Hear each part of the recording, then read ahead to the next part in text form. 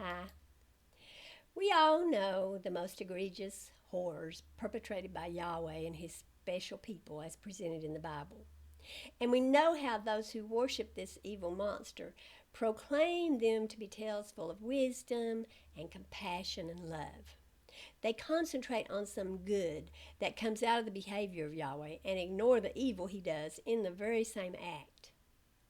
For instance, they concentrate on the fact that 8 people survived the Great Flood, but ignore the deaths of everybody else, including thousands or millions of innocent children. And we can't forget the Passover. Christians like to talk about all that blood slinging and how glorious it was that Yahweh saved his special pets the night he murdered all those children. Yahweh himself hardened the Pharaoh's heart over and over so he could flex his own muscles by bringing pain and misery on the Egyptians, culminating in the death of the firstborn of Egypt. He deliberately chose to do evil for no reason at all, except to show off. For all we know, none of the plagues would have been necessary if Yahweh hadn't taken the Pharaoh's free will away from him. But even when Yahweh seems to be trying to do good without any cruelty to anybody, it's still evil. We all know about his evil plan to save only a few people by orchestrating the murder of Jesus. Murder! That's the avenue through which Yahweh wanted to pretend to be good. But I want to talk about another supposed good act, something else that is presented as a good thing when it's really bad. This is a story from the book of John. John 5, 2 through 4 says, Now in Jerusalem by the sheep gate, there is a pool, which is called in Hebrew Bethesda, having 5 porches. In these lay a great multitude of those who were sick, blind, lame, or paralyzed, waiting for the moving of the water. For an angel of the Lord went down at certain times into the pool and stirred up the water. Whoever stepped in first after the stirring of the water was made whole of whatever disease he had. Some might think this was a kind act of Yahweh. Occasionally he sent an angel to heal one person. And sure, it's nice that one person could be healed every once in a while. But we're talking about a deity here. We're talking about a God who could have, had he wanted, healed everybody laying around the pool. In fact, he could heal all of us today. Imagine you had all the money in the world, and occasionally you walked by all the other people lying around hungry and sick, and you grabbed only one up and gave him some money and bound up his wounds. Then you walked away feeling good about yourself, wanting glory for what you did. That's what Jesus did here. You know that song, Showers of Blessing? It says, showers of blessing we need. Mercy drops round us are falling, but for the showers we plead. Well, that's what this pool was. It was a mercy drop, when it could just as easily have been a shower. But Yahweh is stingy with his showers. So only the first person who entered the pool was healed. And remember, the people lying around there were sick, blind, lame, or paralyzed. These people weren't up to picking themselves up quickly and jumping into the pool. If you were simply sick with a cold or leprosy, maybe. But if you were blind or crippled or paralyzed, no, the people in the worst shape could never be healed. And Yahweh set it up that people scrambled to beat others in being healed. It was a competition, a trying to get something for yourself that others also needed. You had to put yourself above everybody else. So obviously the very sick were never healed. But hey, healing blind and crippled and paralyzed people is hard, right? Maybe if you have pink eye or a yeast infection, it's a lot easier task for Yahweh to accomplish, or Jesus. Anyway, as the stupid story goes, a man who had been sick for 38 years was lying there by the pool one day. And Jesus came along and said, "Do you want to be healed?" Duh, Jesus. Of course, as we know, the man said that before he could manage to get in the pool, somebody else beat him and he could never be healed. So Jesus healed him and then disappeared into the crowd. It's bad enough that Jesus refused to heal everybody who managed to get into the pool, or even everybody lying around there. But later Jesus ran into the man he had healed. And you know what he said to him?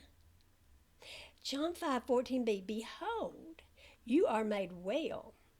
Sin no more, so that nothing worse happens to you. What the crap? Can you imagine somebody's being nice to you, like maybe picking you up after you wreck your car and total it, and then the person says, you better stop your evil ways before something worse happens to you. What's that even mean anyway? Was Jesus trying to tell us that we get sick because we aren't good enough people? Well, yes, that probably is what he thought, or at least what the person who put those words in his mouth thought. I think even today some Christians think sickness comes on us because of our so-called sins. James 5:14 and 15 says, is any among you sick? Let him call for the elders of the assembly, and let them pray over him, anointing him with oil in the name of the Lord. And the prayer of faith will heal him who is sick. Yeah. And the Lord will raise him up. If he has committed sins, he will be forgiven. James connects sickness to sin here. If a person is sick and the elders pray and anoint him with oil, he'll be healed and his sins will be forgiven. Now, we know this doesn't work, but I'm just telling you what it says. And of course, we know Yahweh, like his son, threatened people with disease if they didn't do what he said. Anyway, this tale presents a bad view of the gods of the Bible. When I was a Christian, I didn't like to read it. It sounded too much like something that came out of a fantasy book or a fable. I mean, come on, an angel coming down stirring waters and the first person that gets in is healed. It doesn't make sense, does it? And it hurt me that everybody couldn't be healed. I mean, can you imagine all those people every time it happened? I mean, they're so disappointed, and it didn't have to be that way. Jesus could have waved his hand and healed everybody, but he healed only one man and ignored all the other sick people. Then he basically threatened the man with the worst calamity if he sinned again, and you know the man was going to sin again. The whole tale leaves a bad taste in my mouth. There was no reason Jesus couldn't have healed everybody that day and every other day. But I guess if you think people are sick because they're sinners, if you save even one, you think you ought to be praised to the high heavens because the person deserved to be sick. Jesus has this wonderful reputation of a man who went about doing good and healing all that were oppressed of the devil. In other words, you've allowed the devil to get a hold of you, so you're sick. Apparently, the devil has amazing power given to him by Yahweh to make people sick. Nice, Yahweh, thanks a lot. Not that Jesus healed all that were sick. That fact is made clear in this story. We also see it in the life of Paul. What did Jesus tell Paul when Paul asked to be healed? First, he refused to cure Paul. Second, he said having his grace was enough for Paul. And third, he said, for my strength is made perfect in weakness. Ah, yes, if Paul looked weak, it made Jesus look stronger. If a pitiful little sick person can do some, it must come from a higher power, right? So Paul had to suffer so Jesus could look good. That's how bullies work. If they can make you look little and weak, they think that makes them look strong.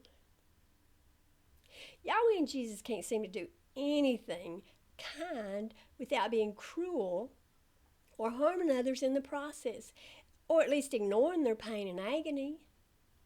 Even if they were real, I'm not sure how blind we'd have to be to bow down and worship and serve these two monsters. Thank you for watching. Bye.